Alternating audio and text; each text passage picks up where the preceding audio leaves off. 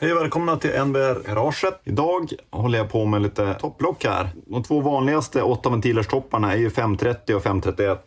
Det här är en 531, den med större innerradie, svängd kanal. Verkligen för att skapa swirl här inne.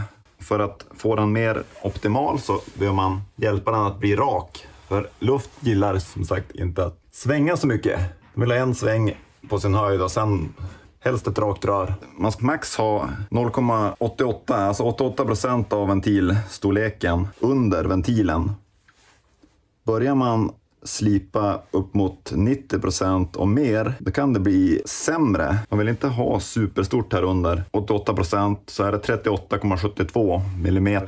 531-toppen är ju 39 här nere i grytan. Så den är ju på gränsen nästan för stor för ventilstorleken redan 44. Så det är nästan så att den skriker efter att få köras dit en 46 mm ventil. Tacksamt nog så kommer ju mesta flödet ut här.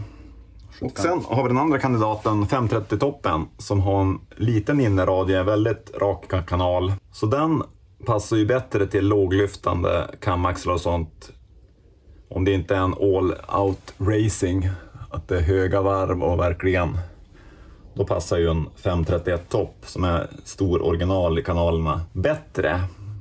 Om man verkligen ska köra ut det sista på drag race-strippen, då är 530 kanske begränsande till slut. Man brukar porta den så att den är ganska original i början. Till mitten av kanalen, där kan den börja bli större så att den konar ända upp. Den blir större, ända upp i ventilsätet här. Plupp. Så då kan man antingen ta en ventil, svarva ner den till 37 eller något sånt där. Så man har någonting att leka med. Då gäller det att knacka bort styrningen också. Ventilstyrningen.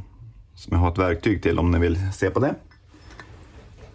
Och jag kommer visa bilder i slutet av videon så att ni häng kvar och kolla slutet om ni vill. Så då, här idag har jag kollat lite innerradie med en sån här lödtråd. Det är bra för att hålla koll på hur radien är. Så att man är på rätt spår när man portar. Så det är ett tips, den är väldigt formbar och lätt att hålla på med. Jo, det första man gör det är att lägga dit toppackningen. Ritsa efter packningen så man ser var man inte får komma utanför. Förbränningsrummen brukar vara 94 och det är 96 mm borr så det borde finnas lite marginaler. Men sen efter det då brukar jag ta ett skjutmått. Ställa in det på 11 mm. Tar avgasventilen. Sätter mot. Och då mot avgassidan då. Så ska det vara 11 mm. Då drar man en rits. När man bara köra ventilen. Snurra ventilen. Nu har jag förberett här. Precis som i matlagningsprogram. Men det är 11 mm på avgassidan på avgas. 12 mm här uppe på insugssidan. Och varför det då? Jo, det är för att man vill ha lite större på den här insugssidan. För att när kolven kommer och hjälper till och avgaserna ska pressas ut så är det bra att man har slipat upp lite här med fin radie, portat lite. Så att man hjälper avgaserna ner, snett ner här. För de ska ut så fort som möjligt. Man vill inte ha några gaser kvar. Man ska hjälpa dem ut på lättast möjliga sätt. Så det är därför. Då tar man 12 och ritsar på samma sätt. Vrider ventilen. Så då får man ett riktmärke där också. Som man ska vara innanför. När man snyggar till. Och på insug är det tvärtom. Då vill man ha lite större på avgassidan här. För det är ju här flödet kommer. Här bak i där det är innerradie. Här kommer det inte upp mycket flöde. Det är väldigt lite blåst här. Sen kommer ju bränsleblandning och allting och bara splashar ut här. Så då är det ju svårt att simulera riktigt hur det kommer bli i motorn. Men man vill inte att allt bränsle ska fara direkt på tändstiftet. Och det borde det väl inte göra i det här fallet. Det borde ta sig förbi. Man vill försöka få bort det på avgassidan eller att det snurrar. Försöka få det att snurra runt i cylindern.